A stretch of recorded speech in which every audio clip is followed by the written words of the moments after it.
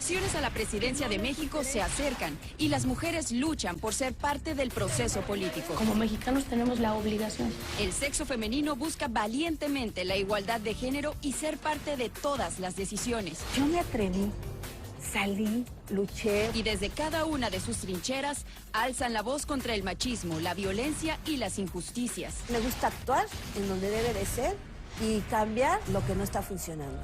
Son mujeres con las faldas bien puestas. Hola, buenas tardes.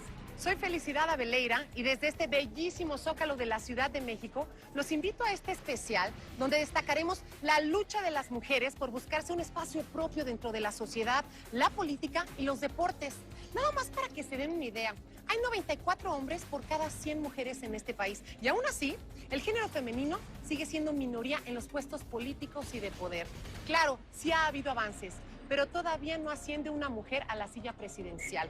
Precisamente, las elecciones presidenciales están ya muy cerca y las mujeres forman parte esencial de este proceso político. De hecho, 2 mujeres mostraron interés por estar dentro de la boleta electoral.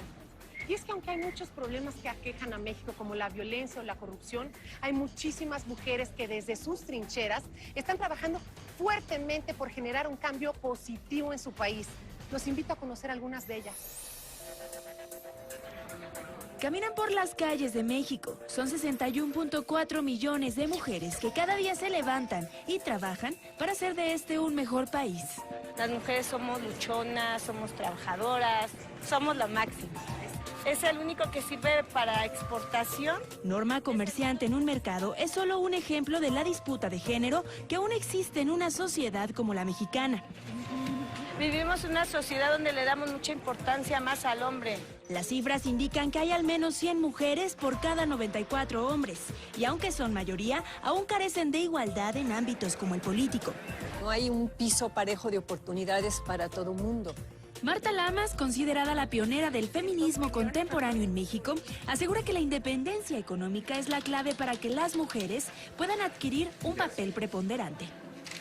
Lo que todas las mujeres podrían hacer para tener un nivel mayor de participación y tener menos situaciones de subordinación es lograr la autonomía económica, trabajar. Y aunque la brecha aún es muy grande, hay mujeres que desde su actividad académica se han atrevido a alzar la voz. Es el caso de Rosaura, quien conocimos en esta universidad. Ella protestó frente al presidente Enrique Peña Nieto. Investigadora de la Universidad Nacional Autónoma de México. Decidí que quería hacer algún tipo de protesta en torno a la desaparición de los 43 estudiantes de Ayotzinapa. El pasado 12 de enero, Rosaura recibió el premio de investigación en humanidades de la Academia Mexicana de Ciencias. Ese día, sin importar las indicaciones del Estado Mayor Presidencial, portó una playera con la leyenda "Nos faltan 43" y habló con el primer mandatario. Me dijo que sentía mucho mi causa, pero que los muchachos de Ayotzinapa desgraciadamente habían fallecido, ¿no? Hay una turba enardecida en internet. La juventud femenina no se queda atrás. Tamara de Anda, comunicadora y escritora, se ha encargado de visibilizar el acoso que todas las mujeres sufren en las calles. Un taxista me acaba de acosar. Iba yo caminando por la calle, era un taxista que estaba estacionado esperando a su pasajera. Estoy harta como todas las mujeres que habitamos. Después de compartir su experiencia en redes sociales y llevar al taxista al juez cívico, Tamara fue víctima de amenazas. A pesar del miedo no paró y ahora encabeza una campaña contra el acoso. La verdad es que a las mujeres no nos gusta que nos griten cosas en la calle. Sin importar su actividad, todas tienen algo en común. Son mujeres mexicanas que buscan crear conciencia y construir igualdad. Hace casi 63 años que las mujeres votaron por primera vez en México. El camino ha sido largo, pero cada día más mujeres conquistan espacios dentro de la política mexicana. Xóchitl Gálvez es un ejemplo de ello. Su historia de superación es inspiradora. Paulina Sodi habló con ella en uno de los barrios más humildes de la delegación Miguel Hidalgo. De niña indígena y estudiante sobresaliente a empresaria, política, esposa y madre de familia. De todas esas etiquetas, hay solo una con la que se autodefine la mexicana Xóchitl Gálvez. Soy una mujer de trabajo, soy una mujer de lucha. Mis hijos reconocen que vengo desde muy abajo y que he logrado cosas importantes. Originaria de Tepatepec, Hidalgo, y de ascendencia otomí, sus primeros años estuvieron marcados por la pobreza, el alcoholismo de su padre y la violencia doméstica que sufrió su madre. La educación fue la herramienta clave para salir adelante, llegando incluso a mentirle a sus padres para viajar a la Ciudad de México y presentar el examen de admisión en la Universidad Nacional Autónoma de México, donde años más tarde se graduó como ingeniera en computación. Esta vida tan difícil, logro acabar la carrera de ingeniería y logro convertirme en una gran programadora. Y empiezo a viajar a otros países y empiezo a aprender de edificios inteligentes y empiezo a crear mi propia empresa de tecnología. Me vuelvo empresaria del año. Una vez consolidada su vida como empresaria, inició su etapa filantrópica. En el año 95 yo creé una fundación para apoyar a niños indígenas. Empiezo a trabajar en Oaxaca, Guerrero, Hidalgo, Puebla, Veracruz. Eso me lleva a que me den un reconocimiento en el World Economic Forum de Davos como una de las 100 líderes globales del futuro del mundo. Es gracias a su apoyo a las comunidades indígenas que en el año 2000, el entonces presidente Vicente Fox la invita a formar parte de su gabinete como encargada de la Comisión de Desarrollo de los Pueblos Indígenas. Estuve en la ONU. Te puedo decir que fui clave en que se sacara la Declaración Universal sobre los Derechos de los Pueblos Indígenas y creo que ese fue un gran logro también de mi propia experiencia de vida, de que los pueblos indígenas lo que necesitamos son acceso a la educación y oportunidades para salir adelante, no dádivas.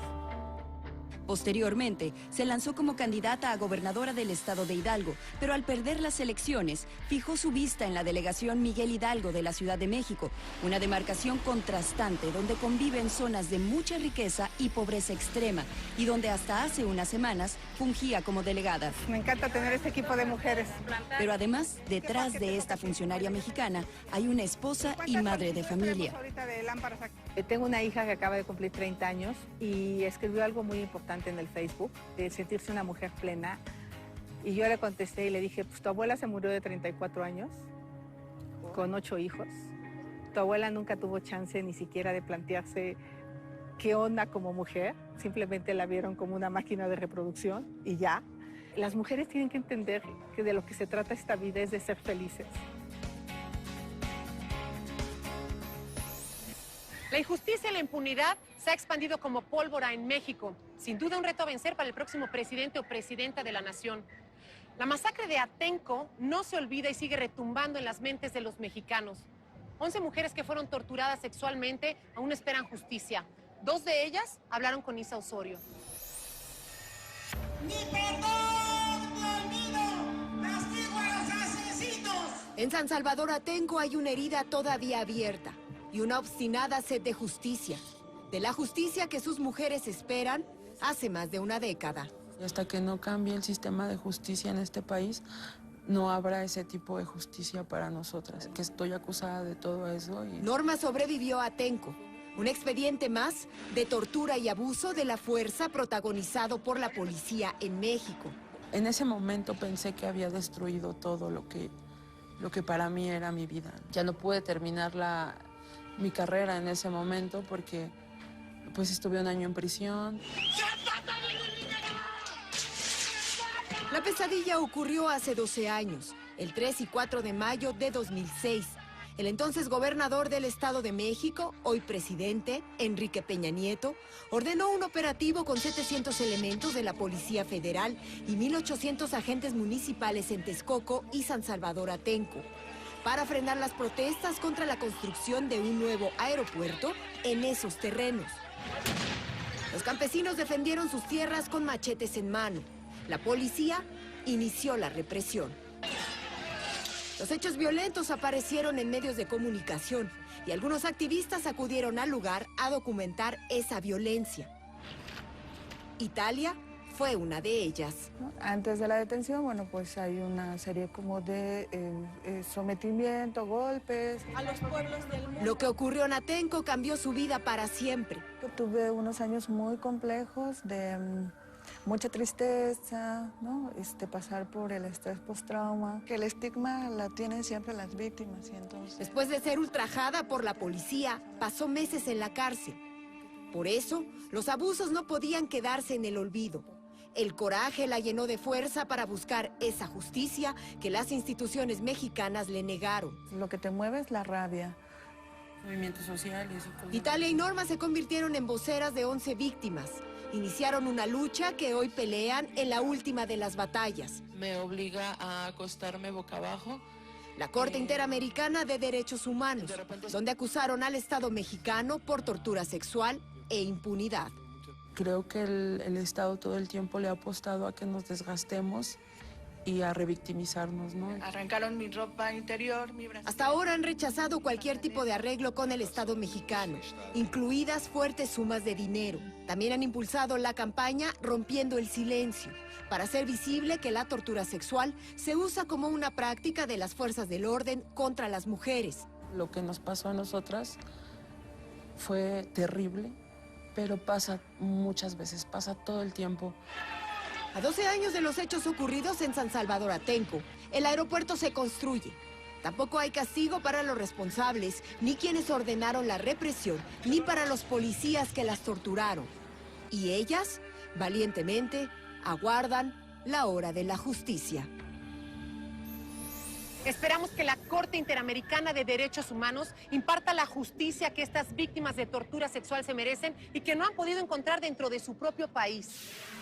Las nuevas generaciones están haciendo una diferencia en este país. Nuestra próxima historia es sobre una joven mexicana que mediante su organización busca la reinserción social de mujeres y adolescentes y además les da esperanza a los niños que nacen en prisión. Vamos a conocerla.